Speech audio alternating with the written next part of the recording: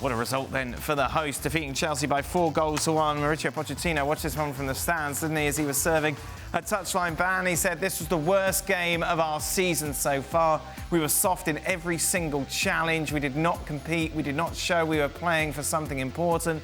That is what made me angry and disappointed. We need to learn in these games what makes me very, that is 4 verys, angry, because we have to show more personality and character.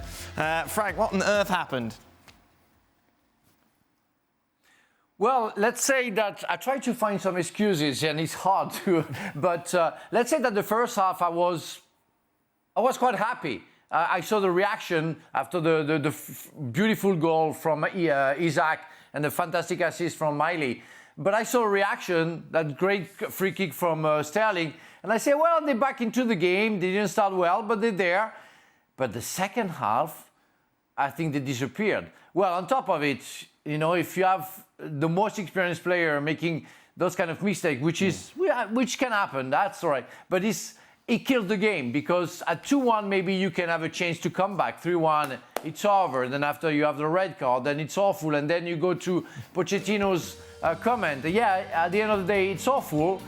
But you have to go details by details. And let's say that, okay, the first half, horrendous second half, and that's not professional. So I mostly agree with Pochettino. They have to react. I don't think that break helped the players to carry on the momentum that we talked about, but you cannot do that. And you know that against Newcastle, just before Champions League leg, you have to perform, and they didn't, especially for 90 minutes, they didn't. Well, it looked like they were believing the headlines. Do you think so? Well, we questioned would that be a springboard for them, the City performance, which was toe-to-toe with City before the international break. And I did say at the time, I think that break was just bad for them because of the way they played.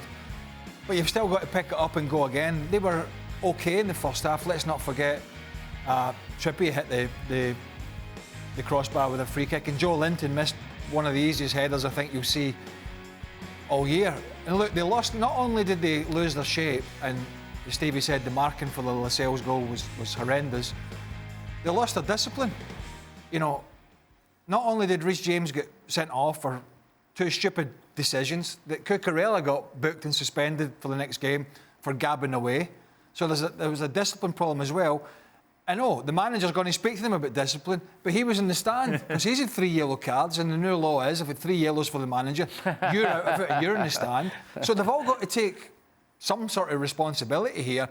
But I wouldn't say it's back to the drawing board for Pochettino, but it ain't far off it. I think we've got to realise they're just a bang average Premier League team. I mean, they are. They've got to play. Yeah, but you felt that City game that... No? I could see where the positives people might look at it, but they've got players playing that are not going to be, or shouldn't be playing in a team that's supposed to be in the top 4. Let me put it that way. You know, Jackson up front isn't good enough. Gallagher's not good enough. Machikwe today showed that I don't think he's good enough. Why is Caicedo on the bench? You've spent 100 mil on him, you got 100 mil on Enzo, and they're not playing together? How are you supposed to get them in tune with each other? I think his was because he was the last player back from international duty. I mean, Silva's 39. You know, it's a horrible mistake, but he can't get around and cover the way he used to cover other people. Badiashile was in the day, whether it's him or Deasis. They're not in the goalkeeper, Sanchez, really. They're just a bang average, middle of the table Premier League team. And I don't think they're going to change anytime soon. And look at Newcastle. I mean, yeah, they were up against this raucous St James's Park at-home crowd. But, my God, they're in their bare... I mean, you talk about bare bones. You talk about managers who are trying to juggle, right? They've got 2 of their back 4 are out. They're playing... Livramento, I think, is a decent player, the youngster. He's really quick. Lascelles, you know, he's done all right for them since he's come in for Botman, but he made a couple of big mistakes in this game before he got himself a goal.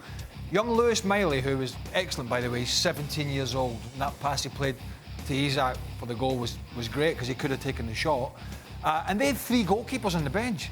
3 goalies, and then a bunch of youngsters. Newcastle, they're bare bones, and yet they were able to boss and make better decisions than this Chelsea side. That would be a big concern for me. I mean, look at the front three. The front three in Newcastle, you talk about energy, imagination going forward, a desire to go forward. They look as though they want to score goals. You look at Chelsea on the other side. I mean, I honestly believe Sterling was delighted to get brought down from Trippier, because he didn't look as though he wanted to take on the responsibility of going through and scoring. And when they go forward, listen, you do drills with forwards. You get the 3 of them, but the drills are only to give when there's nothing else on. It's something to fall back on. Right.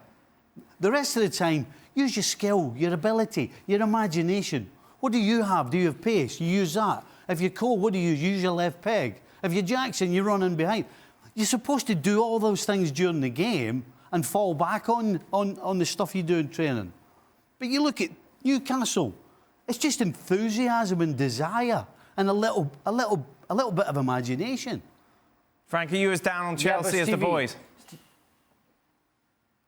No, the thing is that I want to answer to Stevie. I can agree with that Chelsea is a real average table team, but we cannot accept that, because how much money they spent to get that team. A billion. We are talking about $1 billion, to get that team. So we have to say something about that, because it's completely abnormal to be in that level with that money spent. So that's why people are upset. That's why we are critical, because some people in the recruitment cell or at the board know nothing about football because they didn't know how to get the right people. Again, $1 billion. Really? I tell you what, there's not half a lot of pressure on Christopher Nkunku coming back. I know, goodness me. It's literally the thing that people are hanging on to. Yes. Nkunku's coming. Well, let's be honest. No pressure. Nicol Jackson's not the answer. No. He's a guy that I think I'd rather have. I mean, I don't dislike Broya. I know he's had his injury problems, but I think I'd rather have him up front than Jackson. I know he got his goals against Tottenham, but I mean, come on, let's be realistic. They were down to 9 men at the time, but. Just seems that for all that money that Frank mentioned they've spent, they're kind of waiting on one player to come back to Hey, January transfer window's coming up.